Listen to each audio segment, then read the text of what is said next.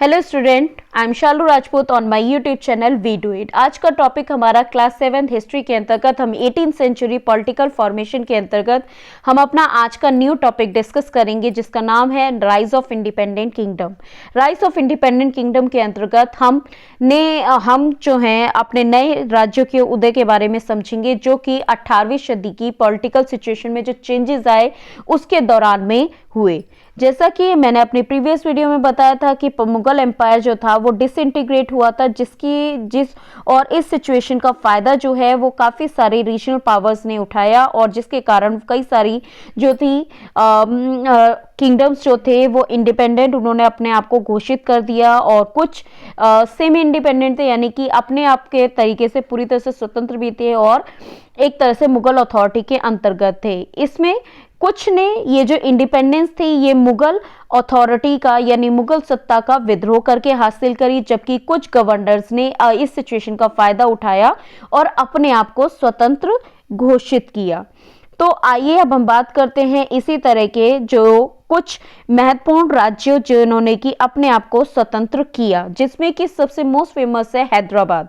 Hyderabad state की जो स्थापना थी वो चिन क्लिंच खान के द्वारा की गई 1724 में।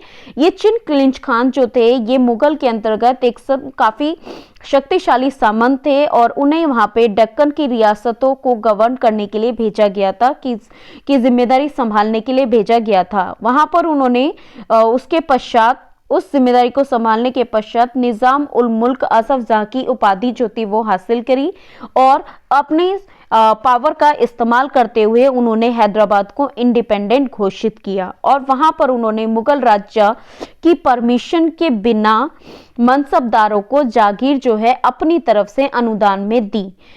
उनके जो सक्सीजर थे निजाम उल मुल्क आसफ जाह के जो उत्तराधिकारी थे वो बाद में निजाम के नाम से फेमस जाने जाते हैं। इसी के साथ ही हम अपनी नेक्स्ट इंपॉर्टेंट रियासत के बारे में या राज्य के बारे में जानकारी हासिल करते हैं जो कि है हमारा बंगाल। बंगाल जो कि अपने समय की काफी रिचेस्ट स्टेट्स में से जाना जाता है, जो कि रेवेन्यू सोर्स का एक बहुत बड़ा स्टेट जाना जाता है। 1740 में बंगाल जो था मुगल कंट्रोल से क्या हो गया था, इंडिपेंडेंट हो गया था, जो कि मुर्शिद कुली खां के अंतर्गत था। मुर्शिद कुली खां ने बंगाल की जो कैपिटल है उसे मुर्शिदाबाद को घोषित किया। वहां पर उन्होंने काफी सारे जो चेंजेस किए, जैसे कि उन्होंने व्यापार और वाणिज्य को काफी एक्सपेंड किया अपने राज्य में उन्होंने स्ट्रिक्ट लॉ एंड ऑर्डर को मेंटेन किया और इसके साथ ही विदेशी व्यापारिक कंपनियों पर सख्ती से अपना नियंत्रण बनाए रखा। उनके जो लास्ट सक्सेसर थे जो कि थे सिराजुद्दौला, जो कि लास्ट इंडिपेंडेंट रूलर माने जाते हैं जिन्हें कि ब्रिटिश के द्वारा हराया गया प्लासी के युद्ध में। इसी के साथ ही नेक्स्ट हमारा जो मोस्ट इंपॉर्टेंट जो किंगडम है जो कि मुगल अथॉरिटी से अपने आप को जिन्होंने इंडिपेंडेंट घोषित किया वो थे अवध, जो कि सद्दत खान के नेतृत्व में इंडिपेंडेंट हुआ था। ये अवध के पहले नवाब जाने जाते हैं। ये पहले मुगल्स के अंतर्गत काफी सारे इंपॉर्टेंट पदों पर आसीन माने जाते हैं। इट मीन्स कि मुगल्स के अंतर्गत ये काफी इंपॉर्टेंट ऑफिसर थे जिन्होंने की रेवेन्यू एडमिनिस्ट्रेशन में काफी ज्यादा सुधार किए। किस तरीके से जागीर के आकार को और जागीरदारों की संख्या को घटाकर। इन सद्दत खान के बाद उनके जो नेफ्यू थे वो उनके उत्तराधिकारी बने जो थे सफदरजंग। 1739 ईस्वी के दौरान में ये जो थे सफदरजंग ने अवध की बागडोर संभाली। ये जो थे मुगल शासन के अंतर्गत उनके चीफ मिनिस्टर भी थे। उस समय के मुगल शासक अहमद शाह थे।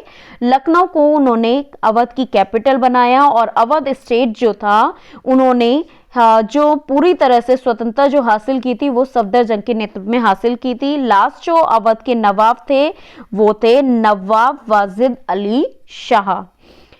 नेक्स्ट जो किंगडम थे जिन्होंने की मुगल अथॉरिटी से अपने आप को रिबेल करके मुगल अथॉरिटी की सत्ता को उन्होंने अपनाने से मना कर दिया और विद्रोह के द्वारा उन्होंने एक अपने आप को मुगलों से इंडिपेंडेंट घोषित किया। पंजाब जो था सिखों के अंतर्गत काफी स्ट्रांग बना और उन्होंने पंजाब में अपना शासन स्थापित किया। औरंगजेब के शासन के खत्म होने के पश्चात सिखों के जो 10वें गुरु थे गुरु गोविंद सिंह, उन्होंने सिखों को एक वॉरियर क्लास में कन्वर्ट किया और इसी के साथ ही उन्होंने खालसा पंथ की नींव भी रखी। गुरु गोविंद सिंह की मृत्यु के बाद 1708 में बंदा बहादुर ने इस पूरे एडमिनिस्ट्रेशन को संभाला और पहला जो सिख रिवोल्ट था मुगलों के विरोध में, जो कि बंदा बहादुर के द्वारा किया गया था, जिसमें इनकी हार हुई और उन्हें फांसी की सजा दी गई 1716 में दिल्ली में। In the last decade of 18th century, 18वीं सदी के अंत में राणा रणजीत सिंह जो थे, जो कि सिखों को एक साथ लाए और बाद में उन्हें महाराजा की उपाधि जो थी वो दी गई। इसके बाद नेक्स्ट है राजस्थान। राजस्थान जिसपे कि राजपूतों का जो शासन माना जाता है। औरंगजेब की पॉलिसीज के कारण जो राजपूत जो थे, जो पहले मुगल के प्रति काफी वफादार जाने जाते थे, अब वो उनके खिलाफ खड़े हो गए। 18वीं सदी के दौरान में ज्यादातर राजपूत स्टेट जो थे अपने आप में स्वतंत्र हो गए, जिसमें कि राजपूतों में सबसे फेमस, सबसे महान जो राजा जाने जाते हैं वो है सवाई राजा जय सिंह, जो कि अंबर के राजा थे, जिन्होंने 5 शहरों में जंतर मंतर का निर्माण भी करवाया स्काई ऑब्जर्वेशन के तौर पर। उन्होंने जयपुर नगर का भी निर्माण कराया और उसे ही अपनी राजधानी बनाया। उन्होंने काफी सारे महल, किले और मॉन्यूमेंट्स उनके द्वारा बनाए गए। नेक्स्ट इंपॉर्टेंट है मराठास। मराठास जो है काफी इंपॉर्टेंट रीजनल पावर्स जानी जाती है और उन्होंने अपने पूरे भारत में काफी बड़ा साम्राज्य भी स्थापित किया। वो भी किसके नेतृत्व में? शिवाजी जी के नेतृत्व में। जब उन्होंने शिवाजी जो के नेतृत्व में 17वीं सदी में ये जो मराठास थे ये काफी बड़ी पावर बन चुके थे।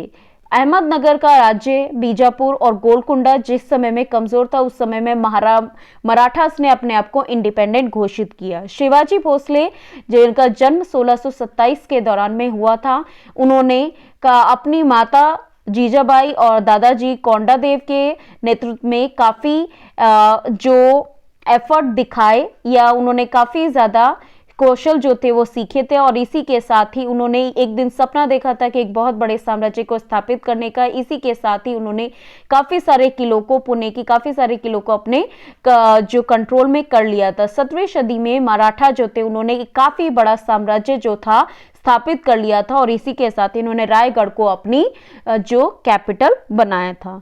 आज के लिए इतना ही अपनी इस वीडियो में। हम नेक्स्ट वीडियो में इससे आगे का डिस्कस करेंगे next topic. Till then stay happy and keep learning.